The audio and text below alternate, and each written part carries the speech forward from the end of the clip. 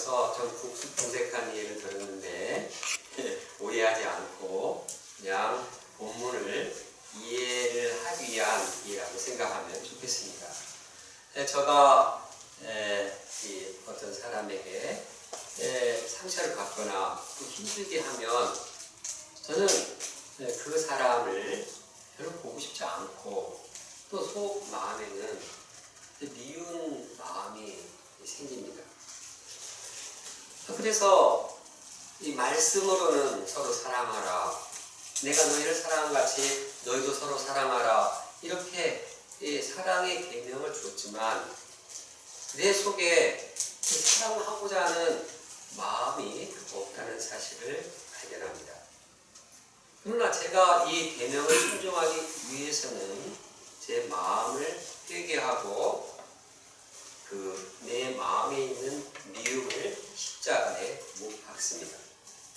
그러면 제가 주님의 그 용서의 사랑, 주님의 이 사랑이 제 마음 가운데 함께합니다. 나도 예수님 앞에 몹쓸 짓을 하고 예수님을 괴롭혔는데 예수님이 나를 사랑해 주셨고 그 사랑이 내 마음이 함께할 때 제 마음이 이제 형제에 대한 사랑이 생깁니다. 그러면 제 마음이 어두웠다가 이제 환하게 밝아집니다. 원래 이것은 제 안에 있던 사랑이 아닙니다. 계명을 순종함으로써 생긴 것입니다. 이를 통해서 참 주님의 사랑이 내 안에 있고 또 그분의 사랑이 내 안에서 자라게 되는 것을 깨닫습니다. 그때 주님은 사랑이시구나, 주님은 빛이시구나 하고 주님이 어떤 분인가를 깨닫게 됩니다. 내가 주님의 그 계명에 순종하지 않고 그 형제를 계속 미워하거나 무관심했다가 하면 주님이 사랑이신지 주님이 빛인지 알 수가 없었을 것입니다.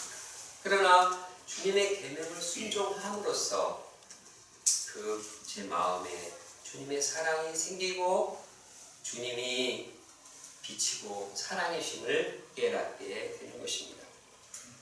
그러면 여기서 사도 요한이 말하는 계명은 무엇을 가리킵니까? 사도 요한이 말하는 계명은 형제를 사랑하라는 사랑의 계명입니다. 이 계명은 구약시대로부터 줄기차게 언급되어 말씀입니다. 그러므로 이것이 옛 계명이라고 볼 수 있습니다. 그 내용상 이웃을 사랑하라, 형제를 사랑하라는 말은 계속 하나님께서 하신 말씀입니다. 그런데 7절에서는 이것은 새 계명이 아니고 옛 계명이라고 해놓고서 또 8절에서는 새 계명이다 이렇게 말하고 있습니다. 새 계명이 아니라고 해놓고서 왜 또 새 계명이라고 하는가? 그렇게 말씀한 이유는 예수님께서 새 계명이라고 말씀하셨기 때문입니다. 예수님께서는 서로 사랑하라, 새 계명을 너에게 주노니 서로 사랑하라, 내가 너희를 사랑한 같이 너희도 서로 사랑하라 하고 새 계명이라고 선포하셨습니다. 그래서 이제 이런 점에서 사랑의 계명은 옛 계명이 되기도 하고 또 새 계명이 되기도 합니다. 예수님께서는 형제 사랑의 그 새 계명을 말씀하셨을 뿐만 아니라 또한 이를 실천했습니다.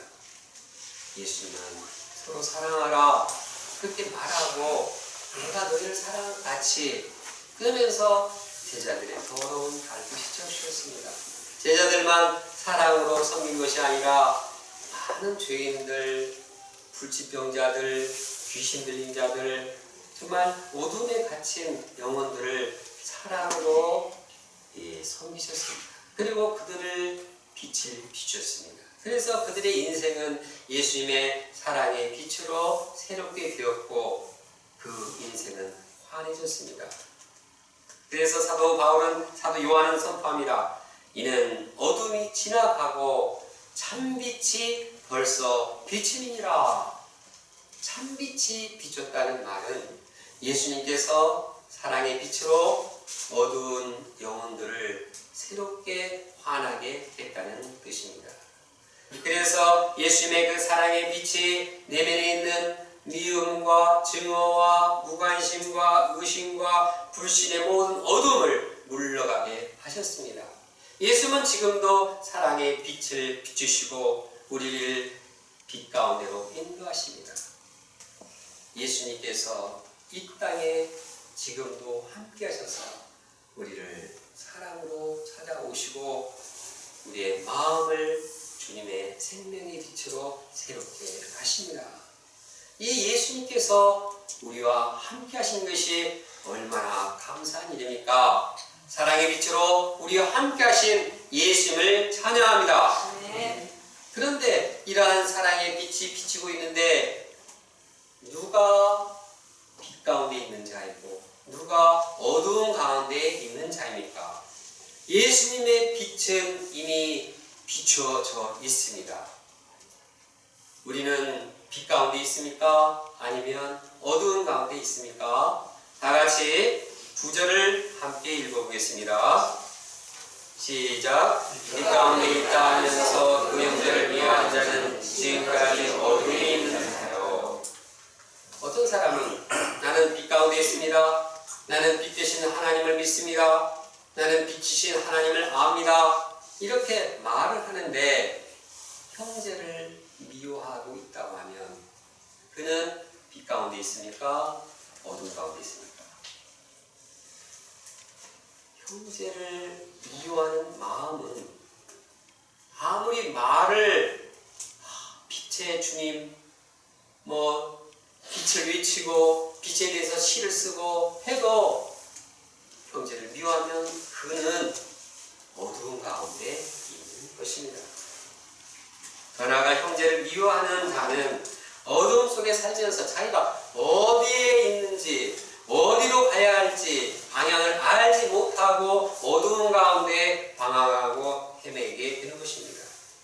그래서 그는 눈을 멀고 어두운 가운데 형제를 바라봐도 그를 밝게 보지 못합니다. 그 형제의 미운 마음이 있으면 그 형제의 좋은 점, 장점, 은사 보이지 않고 저 사람은 왜 저래 판단하고 정죄하고 그 사람이 어둡게 보입니다. 이처럼 형제를 미워하는 자는 마음이 어두워져서 그 형제와 교제가 막힐 뿐만 아니라 그 미움의 마음, 어두움이 그 눈을 가리우기 때문에 하나님과의 교제도 어렵게 됩니다. 내 마음이 미움의 어두움이 있는데 어떻게 빛 대신 예수님과 빛 대신 하나님과 교통이 되겠습니까? 형제를 미워하는 자는 그 마음이 괴롭고 피곤하고 어두운 인생을 살 수밖에 없습니다. 그런데 우리는 내가 미워하는 것이 뭐가 잘못이야? 상대방이 미움받을 짓을 했으니까 그렇게 미워하는 것은 당연하지. 왜 미워하는 것을 뭐라고 해? 그 사람이 문제지. 이렇게 반문할 수도 있습니다. 그러나 상대방이 어떤 잘못을 했건 상대방이 미움받을 짓을 했건 안 했건 미움은 내 문제요, 내 죄입니다. 내 어두움입니다. 내가 해결해야 할 이 근본적인 문제인 것입니다. 미움은 그 자체가 나의 영혼을 상하게 합니다. 미움을 가진 자는 이 영혼만 힘들게 하는 것이 아니라 육신의 건강도 극도로 안 좋게 합니다. 더욱 치명적인 비극은 이 미움을 가지고 있으면 이 공동체가 하나 되지가 못합니다. 빛 가운데 환한 이 공동체가 되어야 할 우리 교회의 사귐이 내 안에 미움이 있고 어둠이 있는데 어떻게 빛과 어둠이 하나가 됩니까? 미움의 마음은 분열과 다툼으로 이어지게 되고 공동체는 점점 분열해지고 산산조각 나게 됩니다.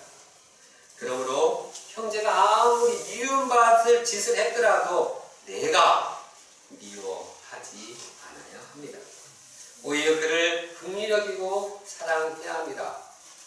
용서해야 합니다. 그런데 문제는 우리 인간의 본성으로 어떻게 나를 힘들게 하는 사람을 사랑을 하게 할 수가 있습니까? 안 됩니다. 이것은 예수 그리스도의 용서의 사랑을 영접할 때 가능합니다. 예수님께서는 어떤 죄인들도 다 용서하시고 그들을 이제 죄를 사해 주셨습니다. 사랑으로 품으셨습니다. 예수님은 모든 죄인들을 사랑하고 용서하기 위해서 십자가에 피 흘려 돌아가셨습니다. 어떤 추악한 죄인들도 다 용서하셨습니다. 이 용서의 사랑이 내 마음 가운데 함께 할 때 나도 어떤 영혼도 사랑할 수 있습니다. 돌이켜보면 나도 예수님을 십자가에 못 박은 죄인입니다. 나도 예수님과 다른 사람들에게 흉악한 죄를 져서 그들에게 미움 받아야 마땅한 자입니다. 그러나 예수님께서 나를 사랑하시고 용서해 주심으로 예수님의 사랑을 덧입고 살아가고 있습니다. 모든 사람을 용서하신 예수님께서 내 안에 함께할 때 형제에 대한 미움은 사라지고 그 마음에 사랑이 생깁니다. 그때 마음이 환하게 됩니다. 빛 가운데 사귐을 이루게 됩니다. 빛 가운데 사는 자를 생각해 봅니다. 10절을 함께 읽겠습니다. 10절 말씀입니다. 시작. 내 형제를 사랑하는 자는 빛 가운데 거하여 자기 속에 거리낌이 없으니. 형제를 사랑하는 자는 사랑하기 때문에 사랑의 마음은 빛 가운데 행하는 것입니다. 사랑에는 어둠이 없습니다. 용서하고 사랑하면 마음이 환해집니다. 제가 마음이 답답하고 힘들 때 주님께 기도도 하지만 그래도 잘 힘들면은 사람하고 불러다가 얘기를 많이 합니다. 그러면은 제 마음이 이 사랑이 서로 이렇게 통하면은 마음이 참 환해지는 그런 경험을 많이 체험했습니다. 우리가 이제 이 형제를 사랑할 때 환한 빛 가운데서 마음의 자유와 평안과 기쁨을 누리게 됩니다. 순교자 스데반의 예를 생각해 봅니다. 스데반은 복음을 전했습니다. 그는 그들을 위해서 열심히 이 복음을 전했지만 유대인들은 아주 완악했습니다. 그래서 그냥 말씀 끝나기도 전에 그냥 막 돌을 성 밖에 끌어내가지고 막 돌을 던졌습니다. 내가 이렇게 선한 일을 행했는데 저 사람들이 왜 나를 돌로 쓰는가? 정말 당신들은 하고 이렇게 저주할 수가 있었습니다. 그러나 스데반은 그 성령이 충만해서 그들을 용서의 사랑으로 품고 기도했습니다. 주여 저들을 사하여 주옵소서. 스데반의 마음에는 예수님의 용서의 사랑이 있었습니다. 그의 마음은 천사와 같이 환했습니다. 저기서 이제 예수님께서 자기를 부르고 일어나서 이제 자기를 영접하는 그러한 이 환상을 바라보며 그 심령이 모든 영혼들을 품고 기도하게 되었습니다.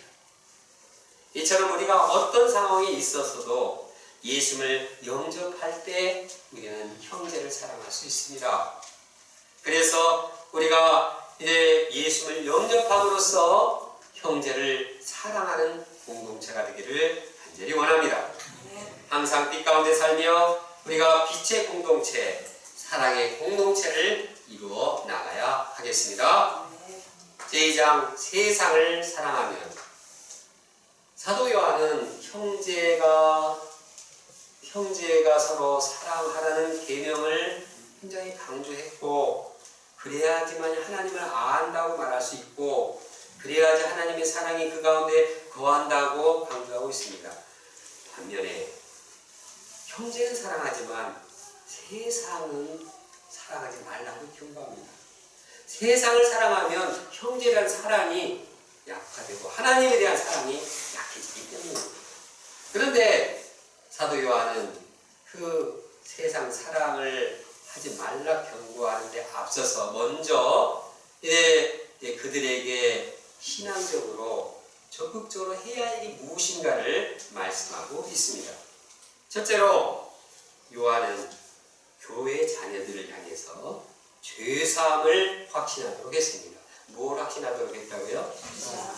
죄사함을 확신하도록 했습니다. 12절에 보면 자녀들아 내가 너희에게 쓰는 것은 너희 죄가 그의 이름으로 말미암아 사함을 받았으며. 자녀들아, 그렇습니다. 자녀들이라는 것은 믿음이 어린 자입니다. 믿음이 어린 자들이 확신해야 할 것은 내가 죄사함을 받았다는 확신입니다. 이제 믿음의 우리가 교회에 나오고 우리가 이 말씀을 공부해서 확신해야 할 것은 나의 죄가 사함받았다. 나의 모든 죄가 사함받았다. 죄에서 자유 안 받고 죄로부터의 이 정죄감이 없고 죄의식이 없는 생활하는 것이 우리 초신자들이 이제 마음에 가져야 할 확신입니다. 이 죄사함의 은혜가 있을 때 그 영혼이 참 자유롭고 평안하고 또 하나님 나라의 이 기쁨이 무엇인지를 맛보게 됩니다. 그래서 사도 요한은 이제 죄사함을 확신하도록 했습니다. 이 죄사함을 확신할 때 세상 죄악 나 이거 싫어. 나 죄사함 받았어. 너무 행복해. 내가 왜 그 죄의 구렁텅이에 또 유혹을 받아? 나는 아니야. 이렇게 방어할 수 있는 힘이 생기는 것입니다. 둘째, 아이들에게는 태초부터 계신 예수 그리스도를 알도록 어떤 분인지 확신하도록 했습니다. 아기들아 내가 너에게 쓰는 것은 너희가 태초부터 계신 이를 알았으며. 태초부터 계신 이라는 태초부터 계신 이는 예수 그리스도를 말합니다. 요한일서 1장에 보면은 태초부터 계신 생명의 말씀이라고 예수를 말하고 있습니다. 왜 태초부터 계신 예수 그리스도를 알아야 합니까? 당시 영지주지단의 이단의 숭배자들은 예수 그리스도께서 태초부터 계신 하나님으로서 성육신했다는 사실을 부인했습니다. 그래서 그들은 예수님의 성육신을 부인하고 예수님의 오직 신성만을 강조했습니다. 그러니 그러한 세력이 교회에 들어오게 되면 혼란스럽습니다. 그러나 아비들, 이제 교회에서 경륜 있는 노종들은 이걸 분명히 알고 확신해야 합니다. 예수 그리스도는 태초부터 계신, 그래서 이 땅에 성육신하신 구약을 확고하게 믿을 때 그 교회가 견고합니다. 안정됩니다. 이단에 물들지 않습니다. 우리도 이제 이 교회가 견고하기 위해서는 태초부터 계신 예수 그리스도께서 이 땅에 육신 오신 하나님이심을 믿을 때 우리 신앙이 견고하고 우리 교회가 견고해 나가는 것입니다. 셋째, 청년 신자들에게는 악한 마귀와 싸움에서 승리한다는 확신을 심었습니다. 청년들아 내가 너희에게 쓰는 것은 너희가 악한 자를 이겼음이니라. 청년들은 신앙이 성장하는 복음의 일꾼들입니다. 청년들은 힘이 있습니다. 그들이 확신해야 하는 것은 어떤 악한 자, 사단 마귀도 예수 그리스도에 의지하면 다 이길 수 있다는 확신입니다. 과거에 청년들이었다고 해서 그들이 그렇게 하지 못했습니다. 그들은 사탄 마귀와 싸우면 백전백패했습니다. 그러나 예수 그리스도를 영접한 청년들은 이제는 예수 그리스도를 의지하면 어떤 흉악한 사단 마귀도 이길 수 있다는 확신이 생긴 것입니다. 특히 그들이 강한 힘을 얻을 수 있는 것은 하나님의 말씀이 힘이 있기 때문입니다. 사도 요한은 말합니다. 청년들아 내가 너희에게 쓴 것은 너희가 강하고 하나님의 말씀이 너희 안에 거하시며 너희가 흉악한 자를 이겼음이니라. 하나님의 말씀은 힘이 있습니다. 어떤 흉악한 자도 강력한 이 사탄 마귀도 꺾을 수 있는 힘은 하나님의 말씀이 있습니다. 하나님의 말씀으로 예수는 사단의 유혹을 다 이기셨습니다. 하나님의 말씀을 영접하면 죄의 유혹을 물리칩니다. 하나님의 말씀은 힘이 있습니다. 운동력이 있습니다. 하나님의 말씀이 내 안에 살아있으면 죄의 세력은 떠납니다. 하나님의 말씀이 우리의 힘을 주고 죄로부터 멀리하는, 우리를 깨끗게 하는, 정결케 하는 힘이 있습니다. 그러므로 청년들에게 승리의 확신을 줘서 악의 세력으로부터 교회를 지키도록 권면하고 있습니다. 우리가 형제를 사랑하면서 우리도 이 권면을 우리의 것으로 용접해야겠습니다. 우리가 죄사함의 확신을 가지고 매일매일 죄사함의 은혜 가운데 평강과 차이를 누리며 신앙생활하기를 원합니다. 또한 태초부터 계신 예수 그리스도께서 우리의 주님이시오 하나님이신 그분을 마음에 영접하고 그 알매에서 자라가야 하는 것입니다. 그리고 우리가 이 세상에 살아갈 때 여러 가지 사탄 마귀, 악한 마귀가 있지만 예수 그리스도를 믿고 하나님의 말씀으로 승리할 수 있다는 확신을 가지고 매일매일 신앙의 승리를 확신하며 나아가겠습니다. 우리 교회가 그럴 때 거룩하고 죄사함의 은혜가 풍성한 공동체가 될 것입니다. 이제 사도 요한은 성도들이 세상에 대한 자세가 어떠해야 하는가 말씀하고 있습니다. 이 세상이나 세상에 있는 것을 사랑하지 말라. 세상이나 세상에 있는 것을 사랑하지 말라고 했습니다. 여기서 세상은 하나님 맞는 피조물 말하는 거 아닙니다. 하나님 없는 세상입니다. 하나님을 무시한 세상입니다. 하나님 무시한 게 누구입니까? 사단, 마귀요, 죄가 가득한 그러한 이것이 여기서 말하는 세상입니다. 세상이나 세상에 있는 것들을 사랑하지 않아야 되는 그 예는 무엇입니까? 그것은 육신의 정욕 사랑하지 말아야 합니다. 안목의 정욕 사랑하지 말아야 됩니다. 이생의 자랑, 뭐 자랑할 때 뭐가 있습니까? 사랑하지 않아야 합니다. 육신의 정욕은 육신의 본성에서 생겨나는 죄악된 욕심입니다. 물질욕도 있습니다. 또 정욕도 있습니다. 이기심이 있습니다. 쾌락과 안일이 있습니다. 안목의 정욕은 눈으로 보는 유혹을 일으키는 성적 욕망이나 물질적 욕망을 의미합니다. 이생의 자랑은 돈이나 명성이나 세상 권력 등 세상 것들에 대한 자랑을 말합니다. 그런 거 자랑하지 말고 사랑하지 말도록 했습니다. 그 이유는 무엇입니까? 첫째로 세상과 세상에 있는 것 사랑하면 사랑할수록 하나님의 사랑을 잃기 때문입니다. 15절을 함께 읽겠습니다. 시작. 이 세상이나 세상에 있는 것을 사랑하지 말라. 누구든지 세상을 사랑하면 아버지의 사랑이 그 안에 있지 아니하니. 세상에 대한 사랑은 하나님에 대한 사랑을 식게 합니다. 우리가 육신의 정욕, 세상 쾌락에 빠지면 빠질수록 하나님의 사랑이 점점 식어지고 차가워지고 하나님을 멀리하게 됩니다. 하나님을 대적하게 되고 나중에는 하나님과 원수가 됩니다. 이 세상에 있는 것들 사랑할 때 결국은 하나님을 떠나게 되고 마음에 더럽고 어두운 악령에 시달리게 되는 것입니다. 또 신자가 세상을 사랑하지 말아야 할 둘째 이유는 세상 모든 것이 아버지께로 나온 것이 아니기 때문입니다. 이는 세상에 있는 모든 것이 다 아버지께로 온 것이 아니요 세상으로부터 온 것이요 세상에 있는 모든 것들은 하나님에게서 비롯된 것이 아니고 사단이 지배하는 타락한 그 사람들의 마음에서부터 나온 것입니다. 세상은 하나님과 공존할 수가 없습니다. 그러므로 하나님을 마음에 모시기 위해서는 세상을 사랑하지 말아야 합니다. 신자가 세상을 사랑하지 말아야 할 세 번째 이유는 세상의 모든 것은 다 사라지기 때문입니다. 17절을 함께 읽겠습니다. 시작. 이 세상도 그 정욕도 지나가되 오직 하나님의 뜻을 행하는 자는 영원히 거하느니라. 세상에 있는 것은 일시적입니다. 허무합니다. 다 사라집니다. 왜 다 사라질 그것을 사랑하고 있습니까? 그것은 어리석은 일입니다. 허무한 일입니다.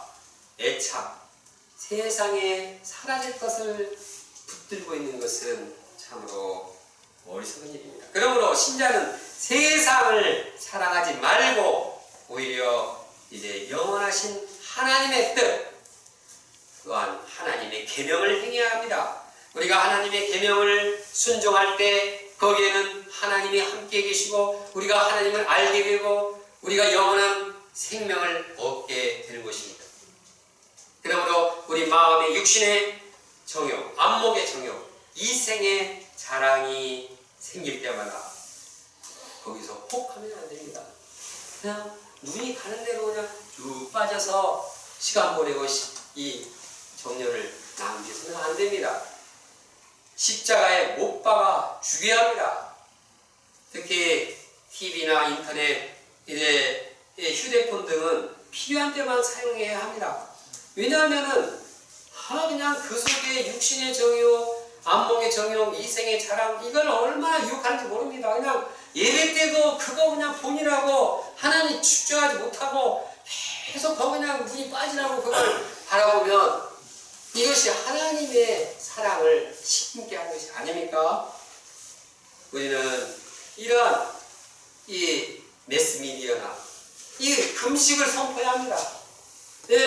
내가 이 미디어나 내가 인터넷이나 TV나 뭐 다른 여러 가지 참 우리를 참 이 육신의 이 정욕에 빠지게 하는 것들을 하면 할수록 거기에는 휘말려 들어갑니다. 시간 막 지나갑니다. 힘 다 빠집니다. 재밌게 하다 보면 한나절 가버립니다. 이게 뭐 하는 짓입니까? 하나님의 사랑은 떠나갑니다. 그 시간을 결단하고 중단하고 하나님과 교제하고 성도들과 교제하면 우리 공동체는 지금보다 훨씬 거룩한 공동체고 훨씬 사랑이 풍성한 공동체가 될 것을 믿습니다. 세상을 사랑하지 않는 공동체, 이 공동체가 사랑의 공동체요 하나님이 원하시는 거룩한 공동체가 되는 것입니다. 본문을 정리합니다. 성도가 형제 사랑의 계명을 지킬 때 그가 하나님을 인격적으로 알게 됩니다. 형제를 사랑하는 그 계명을 지킬 때 우리는 하나님을 깊이 알게 되고 빛 가운데 거하게 됩니다. 성도들은 죄사함을 확신하고 태초부터 계신 예수 그리스도를 알아가면서 승리의 확신을 가지고 예수 그리스도를 믿고 말씀에 의지해서 승리의 확신을 가지고 세상을 살아가야 하겠습니다. 반면에 성도들은 세상이나 세상에 있는 것들은 사랑하지 않고 분명한 자세로 못 박아야 하겠습니다. 그때 우리 교회는 거룩하고 사랑으로 충만한 공동체가 되어갈 것입니다. 다 같이 10절, 9절과 10절 말씀 함께 읽겠습니다. 9절, 10절 말씀입니다. 시작. 빛 가운데 있다 하면서 그 형제를 미워하는 자는 지금까지 어둠에 있는 자요 그의 형제를 사랑하는 자는 빛 가운데 거하여 자기 속에 거리낌이 없으나. 기도하겠습니다. 감사하신 하나님 아버지, 저희들 사랑하시고